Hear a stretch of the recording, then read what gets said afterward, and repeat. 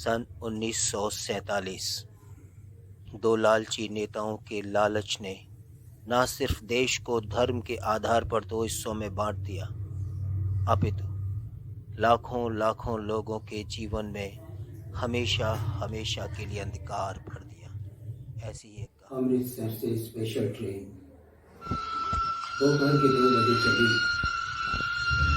और 8 घंटों के बाद मुगलपुरा पहुंची। रास्ते में कई आदमी मारे गए, बहुत से जख्मी हुए और कुछ इधर उधर भटक गए।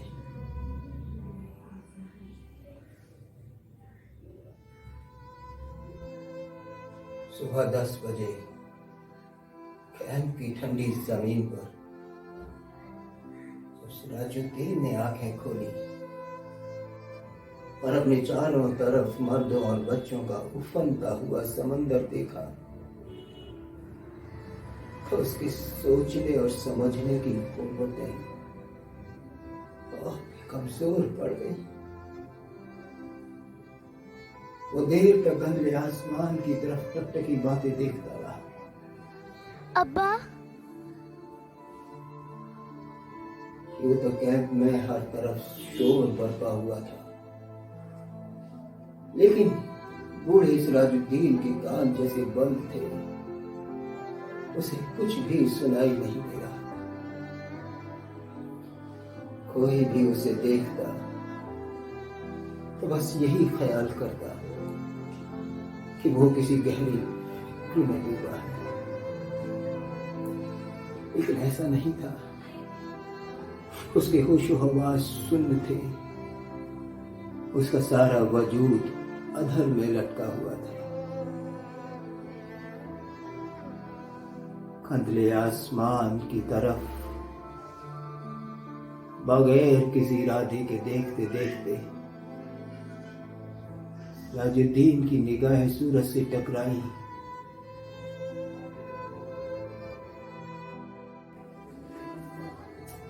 एक तेज रोशनी उसके वजूद के रग रेशे में उतर गई और वो जाग उठा। ऊपर तले उसके ज़हन में कई तस्वीरें दौड़ गई। लोग, आग, भाग, स्टेशन, गोलियां, रात और अब्बा, सकीना। सिराजुद्दीन एकदम उठ खड़ा हुआ और उसने अपने चारों तरफ फैले हुए इंसानों के समंदर को खंगालना शुरू किया। पूरे 3 घंटे तक वो सकीना सकीना पुकारता कैंप की खाक छानता रहा, मगर उसे अपनी जवान और इकलौती बेटी का कहीं कुछ पता नहीं चला। थक हार कर वो एक तरफ बैठ गया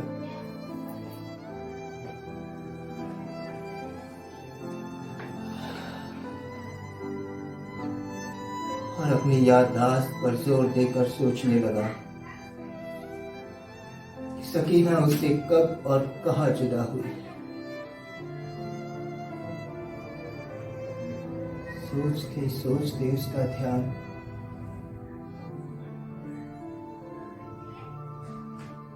सकीना की मां की लाश पे चढ़ जाता, जिसकी सारी जिंदगियां बाहर निकली हुई थी, और वो इससे ज्यादा कुछ सोच नहीं सका।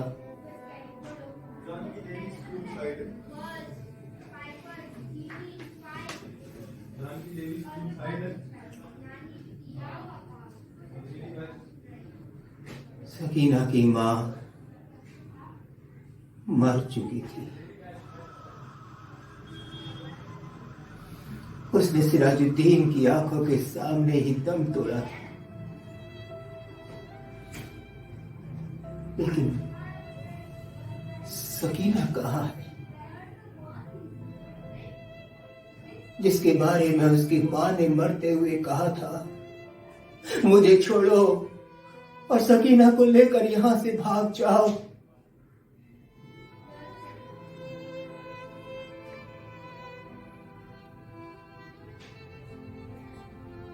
सकीना उसके साथ ही थी। ये दोनों नंगे पांव भाग रहे थे। सकीना का दुपट्टा गिर पड़ा था। उसने दुपट्टा उठाने के लिए रुकना चाहा था और सकीना ने चिल्लाकर कहा था, अब्बा जी छोड़िए।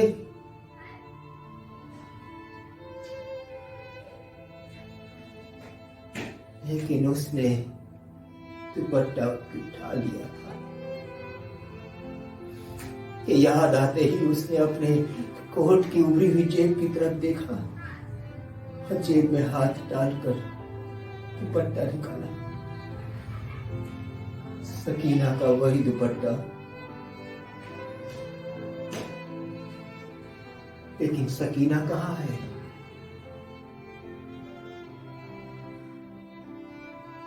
सिराजुद्दीन ने अपने थके हुए ज़हन पर बहुत जोर डाला,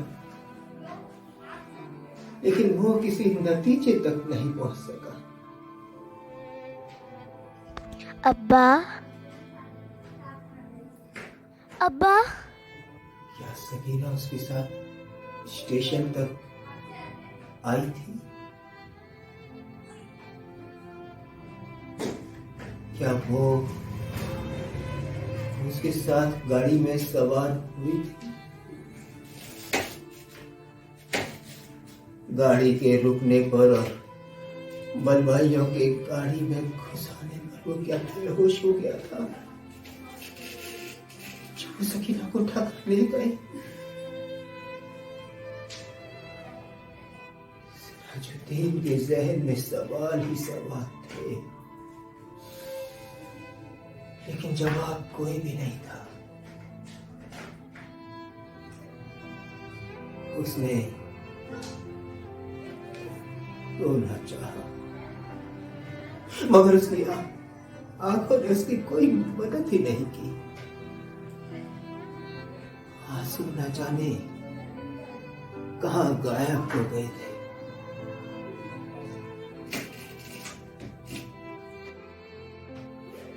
सिराजुद्दीन के जहन में सवाल ही सवाल थे, जवाब कोई भी नहीं था। उसे हमदर्दी की जरूरत थी। उसने रोना चाहा था, लेकिन उसकी आंखों ने उसकी कोई मदद नहीं की। आंसू न जाने कहां गायब हो गए थे।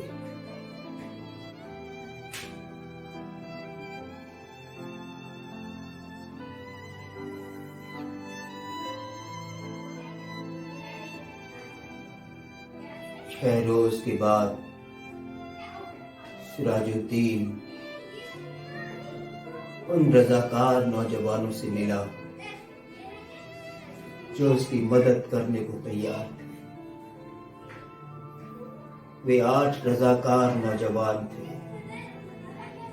उनके पास लारी थी, बंदूकें थी। सिराजुद्दीन ने उन्हें लाख लाख दुआएं दी और सकीना का हुलिया लगाया।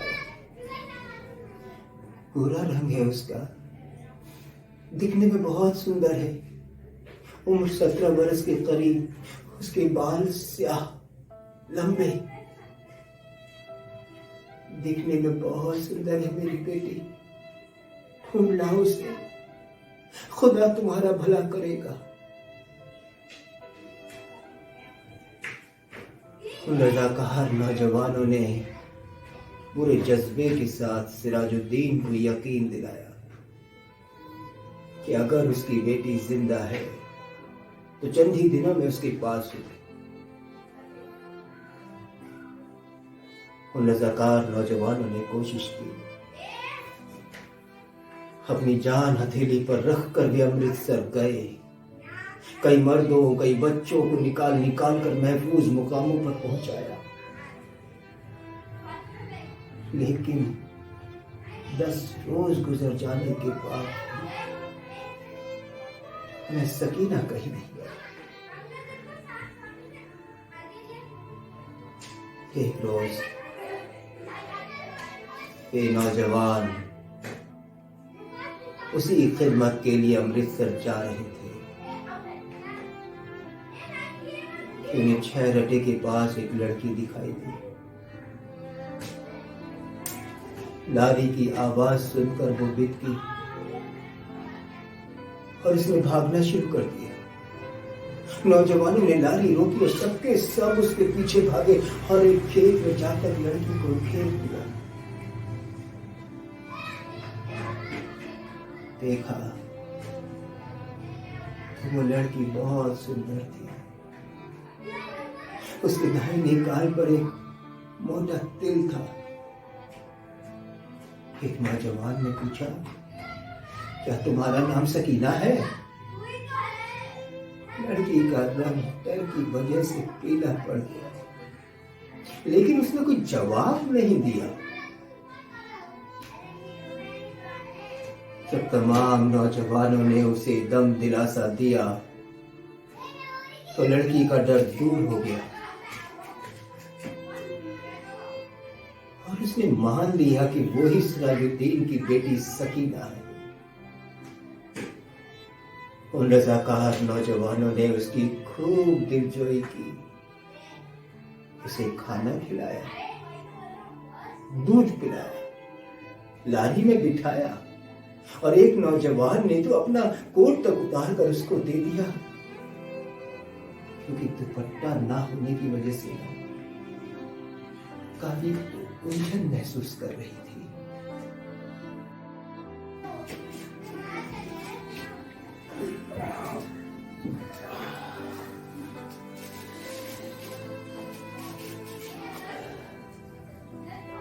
कई दिन गुजर गए। सिराजुद्दीन को सकीना की कोई खबर नहीं मिली। वो दिन भर विभिन्न कैंपों और दफ्तरों के चक्कर काटता रहता। रात गए उन रजाकार नौजवानों के लिए दुआएं मांगता, जिन्होंने उसे यकीन दिलाया था कि अगर उसकी बेटी जिंदा है तो चंद ही दिनों में उसके पास होगी।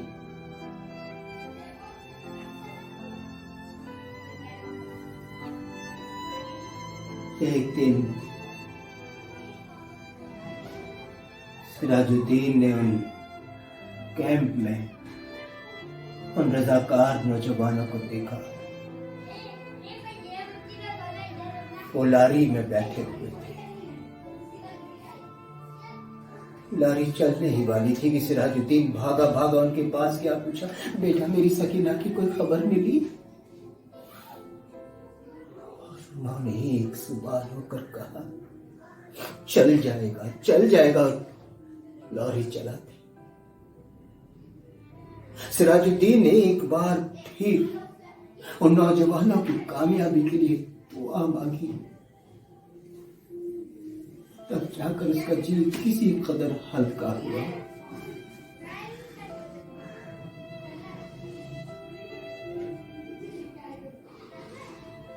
उसी शाम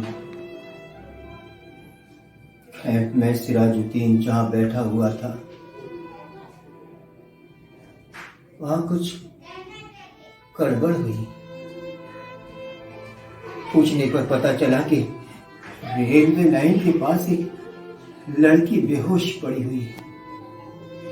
कुछ लोग उसे उठाकर अस्पताल वालों के सुपुर्द करने जा रहे हैं। सिराजुद्दीन भी उनके पीछे पीछे हो लिया।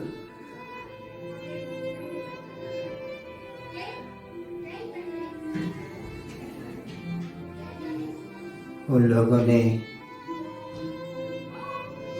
उस लड़की को अस्पताल वालों की सुपुर्द किया और चले गए।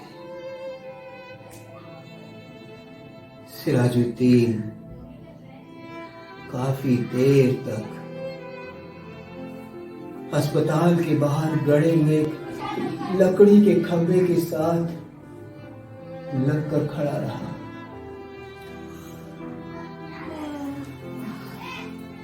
और फिर हिम्मत बटोरकर आहिस्ता आहिस्ता अस्पताल के अंदर दाखिल हुआ। अंदर कोई भी नहीं था, सिर्फ एक स्ट्रेचर था और उस पर एक लाश सी पड़ी हुई थी। सिराजुद्दीन छोटे छोटे कदम उठाता हुआ उसकी तरफ बढ़ा। तभी कमरे में अचानक रोशनी हुई और उसने उस लाश के जर्द चेहरे पर एक चमकता हुआ तिल देखकर चिल्लाया, सकीना!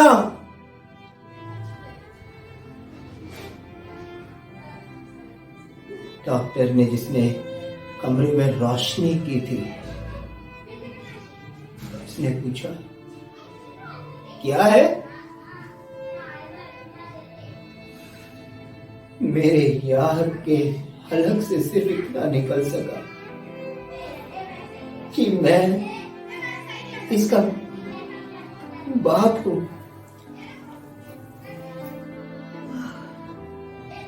डॉक्टर ने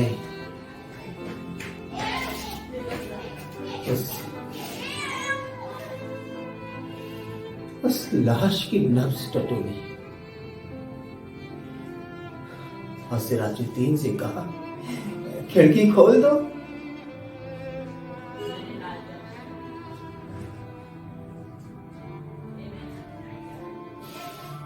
तभी उस लाश के मुर्दा जिस्म में जुम्बिश पैदा हुई।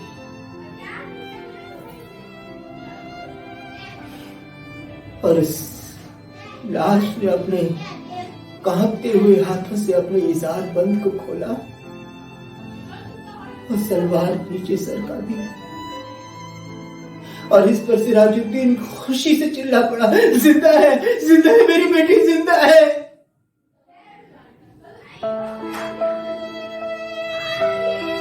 डॉक्टर सर से पैर तक पसीने में डूब गए।